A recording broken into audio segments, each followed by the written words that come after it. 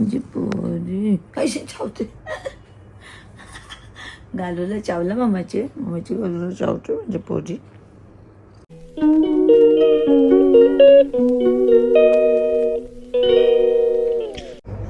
Hello everyone, good morning. बघा तर मी आता उठले आहे. हे पण नाही येत ना, तर आता मी जरा आज लेटच उठले आणि माझा बेलू पण उठलेला आहे. नाही झोप बेटा, झोप झोप. बेलू बोलली तर लगेच उठला. बघा तुम्हाला दाखव. अबो हे बघ हे बघ. हॅलो गाईज बोल. Hello guys, hello guys. हे बघ बेटा. काय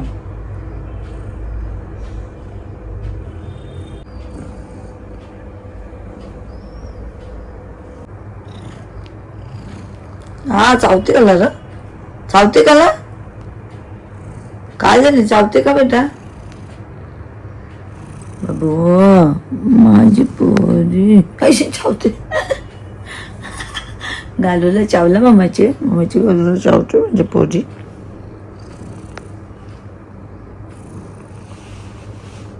हे बाबू ये इकडे, ये इथं या. हे बघ हे बघा गाईज, मी नवीनच गिम्बल घेतला आहे, पण मी जास्त त्याचा यूज नाही करत कारण माझ्याकडे दुसरा पण स्टँड आहे.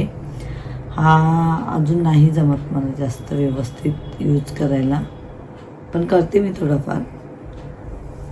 कारण ह्याचे ना इथे मशीन आहेत. थोडा जास्त लोड आला ना मोबाईल, जर आपण व्यवस्थित त्याच्यावर सेट नाही केला ना, तर मग तो ना ह्याची मशीन आहे ना अशी व्हायब्रेट होते, तर मला भीती वाटते, म्हणून मी जास्त यूज नाही करत. माझा दुसरा स्टँड आहे ज्याच्यावर आता मी मोबाईल ठेवला आहे, तर तो यूज करते. बेलू इकडे ये बाबू, आपले ये, आपले दे हात दे, दे हात दे. तू येल्लो कसं झालं? एवढा आंबा खाल्ला वाटते जाम. माझी पोरी माझी बे चावते का? चावते माझी पोरी पोरी पोरी माझी पोरी. दे पोरी पोरी. ए बाबू दे माझी पोरी माझी पोरी. माझी बाय आहे ती बाय. ये चावू नको का? आज तुझ्या दाताला खाच कसले आले. ये मम्माच्या जवळ.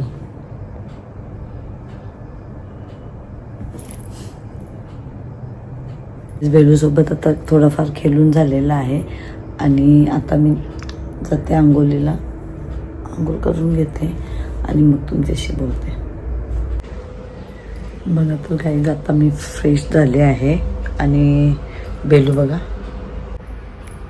तुम्हाला वाटत असेल मी बेलू असं सांगते का बेलू माझ्या बाजूलाच असते, पण बघू शकते. आता पण मी आंघोळ करून येऊन आत्ताच इथे बसलेले आहे आणि बेलू बेलू हाय माझं बेलू. बेलू खेळायला लागलं बघ. बेलू ए बेलू. कसं लपून बघते. शूट घ्यायला लागलो ना, त्याला जाम वैताग येते.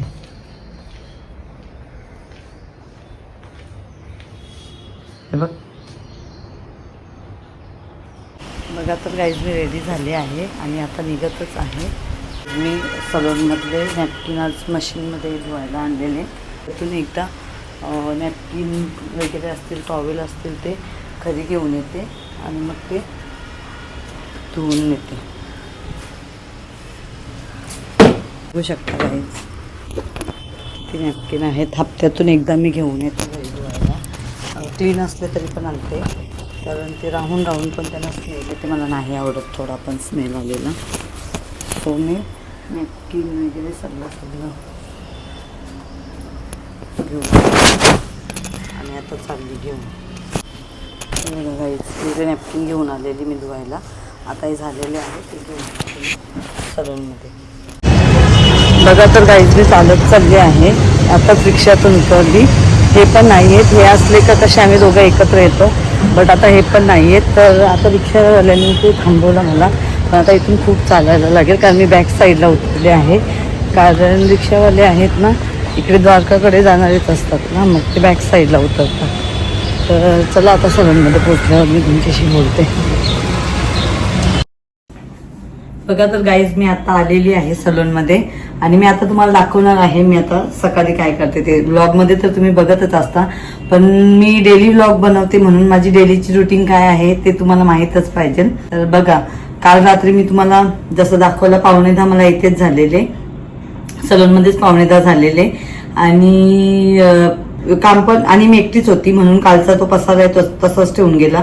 आम्ही ना इथे जेव्हा क्लायंट येते ना तेव्हाच क्लिनिंग करतो, बट रात्री जर जास्त लेट झाला ना तर मग ते तसंच ठेवून जावं लागते कारण घरी पण जायचं असते आणि त्यासाठी मग मी ते तसंच ठेवलेलं आहे. तर आता मी तुम्हाला दाखवते मी कालची क्लिनिंग करायची आहे तर मी काय करते ती.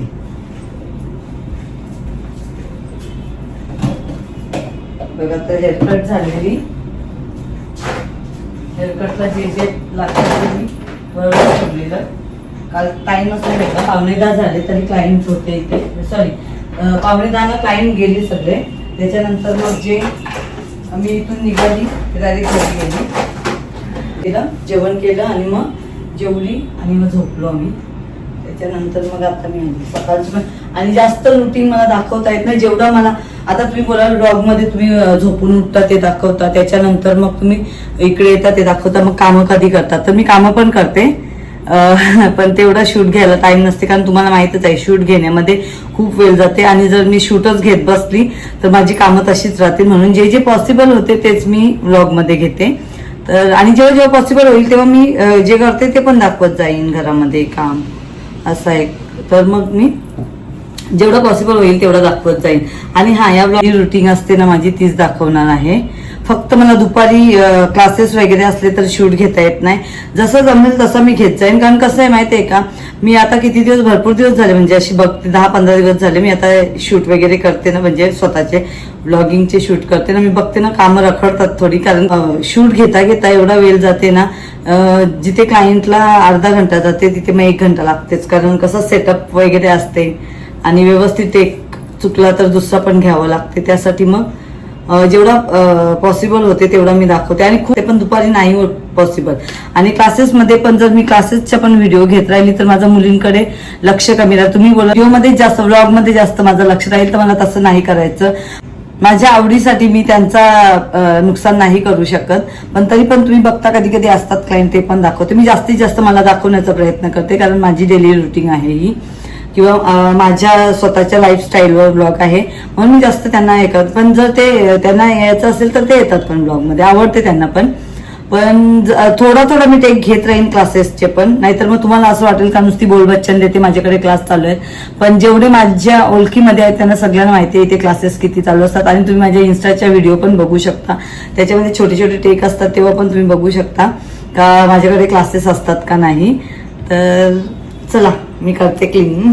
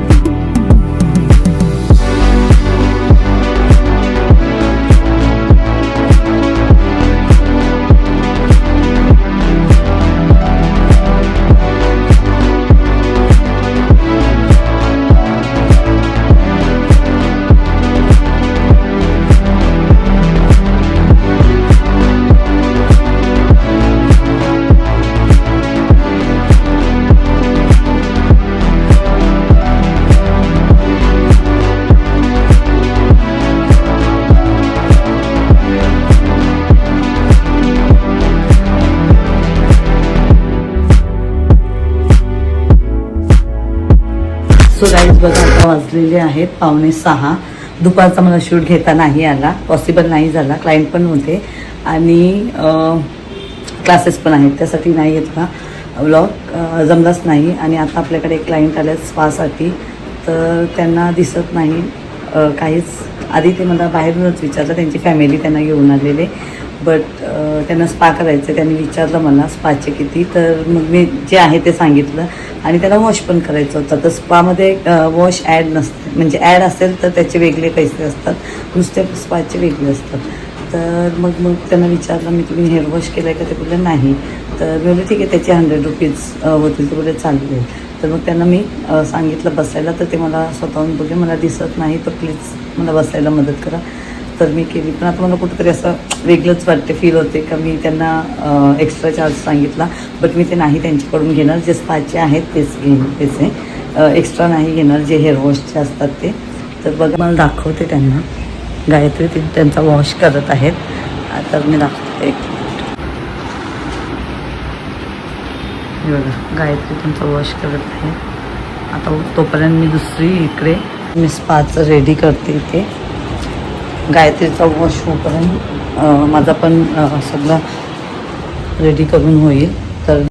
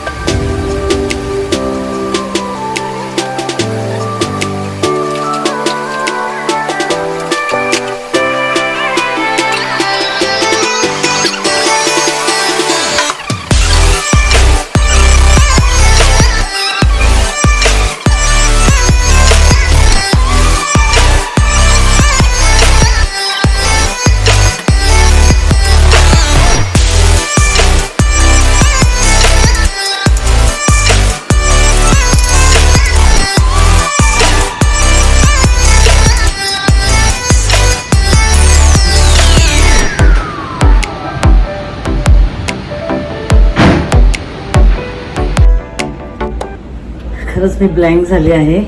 आत्ता जी क्लायंट आलेली ना, त्यांचं ते बघून खरंच मी ब्लँक झालेली आहे. मला अक्षरशः गुजबम्स येतात माझ्या अंगावर, मी आता बोलत आहे तरी. का बघा, आपण कधी कधी ना देवाला खूप दोष देत असतो का माझ्यासोबतच असं का होते, किंवा ॲक्च्युली मी बोलते मला ना खरंच कसं तरी होते, पण देवाला दोष देत असतो माझ्यासोबत का असं होते, मीच काय केले, किंवा आपण दुसऱ्यांची लाईफ बघून म्हणजे दुसऱ्यांचं वागणं बघून आपल्याला असं वाटते का, म्हणजे कोणाची ते लाईफची जर्नी बघून असं वाटते आपल्याला का माझ्याकडे अशी लाईफ का नाही आहे. बरोबर आहे ना, माझ्याकडे अशी का लाईफ नाही आहे. आपल्याला दुसऱ्यांचं बाहेरचं जे बाहेरचं वावरणं आहे ते आपल्याला, पण प्रत्येक माणसाला काही ना काही टेन्शन आहे, दुःख आहे, सगळं आहे.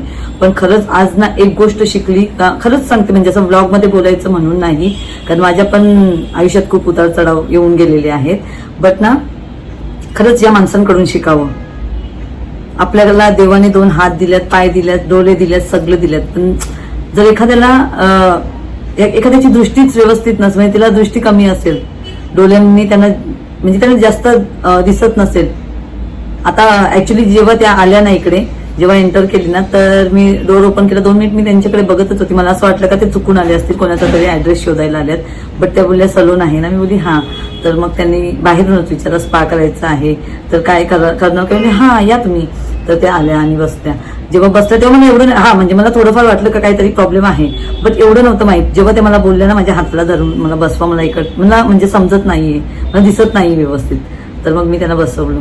त्यानंतर झालं. पण आता जाताना तुम्ही शूट आधी ब्लॉगमध्ये आधी बघितलंच असेल, त्या जेव्हा पे करत होत्या ना, अक्षरशः लिटरली त्यांना दिसत नाहीये त्यांना. बट त्यांना एक ह्याच्यावर टाईप करून काहीतरी ऐकत होत्या, पुन्हा क्लिक करायचे, ऐकायचा क्लिक. आणि जेव्हा त्यांनी मला पे केले ना, तेव्हा अमाऊंट दाखवली ना, मी खरंच सांगते शॉक झाले आणि भारावून पण गेली आहे खूप. का बघा, प्रॉब्लेम प्रत्येकाला असते, पण प्रॉब्लेमचं सोल्युशन पण असतात. कारण आपल्या आयुष्यामध्ये थोडं असं काही झालं का आपल्याला असं वाटतं का माझ्याच मागे का, मलाच त्रास का, अरे बघा ह्या लोकांकडे, बापरे. आणि मी खूप थँकफुल आहे देवाला का माझ्याकडे ह्या क्लायंटला तुम्ही पाठवला. कारण कधी कधी बघा पैसेच मॅटर नाही करत. एखादा माणूस आपल्याला म्हणजे आयुष्याचा असा हे शिकून जाते ना, धडा शिकून जाते ना, थोड्या वेळातच किती काय काय शिकून जाते माणूस. खूप खुश आहे. आपण कधी कधी बोलतो मला एवढं टेन्शन आहे, मला एवढा त्रास आहे, मी काय नटू, मी काय हे करू. कधीतरी असं कोणाला म्हणजे भरपूर अशा लेडीज असतील, त्यांना विचारलं ना काय हो तुम्ही आधी कशा होत्या, आता काय काही नाही भेटत करायला, असं आहे घरचं तसं आहे. अरे लाईफ जगायचं आपल्याला माहीत पाहिजे. खरंच शिकावं या लोकांकडून. तुम्हाला पण मी सांगेन का खरंच आयुष्य खूप सुंदर आहे आणि जगायला शिका. कारण तुम्हाला तर माहीतच आहे या 5 वर्षामध्ये काय झालेलं आहे ते. जेव्हा कोरोना आला तेव्हा पण खूप लोक गेली आणि आत्ता तर हे काय 2025 नवीनच चालू आहे. प्लेन क्रॅश झाला, किती काय काय झाला, कुठे प्लेन क्रॅश झाला, कुठे बस दरीत कोसळली. ते आता भिवंडीमध्ये ते मुलांचं पण खरंच खूप असं म्हणजे वाईट वाटतं. आता ते शेफाली जरीवाला तिच्यासोबत पण तिथं विचार पण केला नसेल, किती बिचारी टॅबलेट घ्यायची चांगलं दिसण्यासाठी, टॅबलेट काय यंग दिसण्यासाठी. तिला वाटलं तरी होतं हे असं होणार आहे, पण झालं. कारण आता माणसाचा भरोसा नाही आहे, कधी काय होईल कोणाला सांगू शकत नाही. तर प्रत्येकाने आपली लाईफ मस्त जगा आणि खरंच खुश राहा. आणि हा आता सलून बंद करून झालेला आहे बॅक साईड आणि इकडची पण लाईट बंद करायची आहे, ही पण बंद करून घेते. बघा तर गाईस सलून मी बंद केलेलं आहे आणि मी तन्मयला मला घ्यायला बोलवलेला, कारण भाजी पण घ्यायची होती. तर भाजी घ्यायची असली का मग गाडी लागतेच, कारण भाजीवाले आहेत थोडे पुढे गोपी टॉकीजच्या इथे. तर मी तिथूनच भाजी नेते जशी लागेल तशी थोडी थोडी. आणि बघा मी भाजी घेतलेली आहे, कोथिंबीर वगैरे घेतलं सगळं, टोमॅटो घेतला, कोथिंबीर घेतला, शिमला मिरची, त्याच्यानंतर भेंडी घेतली आणि इथून पण कोथिंबीर घेतला, अद्रक घेतला, कढीपत्ता. त्याच्यानंतर मी इथून दुधी घेतला. खूप हा पाऊस एवढा पडतो ना, तर पावसाळ्यात ना भाजीपाला स्वस्त पाहिजे, पण एवढा महाग झाला आहे ना भाजीपाला. आणि आत्ता मी घरी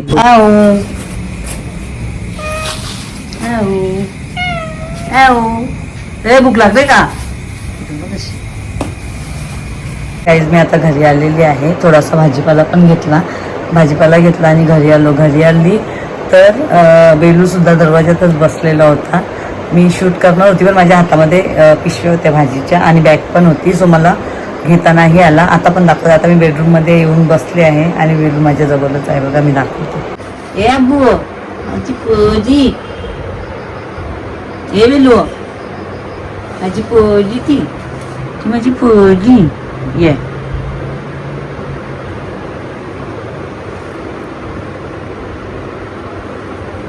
वाज घेते, त्याला वाटलं आंबा आहे.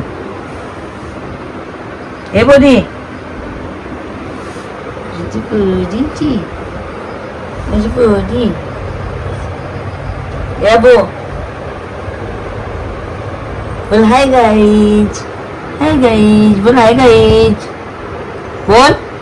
तुम्हाला जर माझे ब्लॉग आवडत असतील तर नक्कीच माझ्या ब्लॉगला लाईक करा, कमेंट करा, शेअर करा आणि माझ्या चॅनलला सबस्क्राईब करा. सबस्क्राईब केल्यावर पण ते बेल आयकनला प्रेस करायला विसरू नका, म्हणजे जेणेकरून मी जेवढे नवीन ब्लॉग टाकीन त्याची नोटिफिकेशन तुम्हाला पहिलाच येईल तिथे.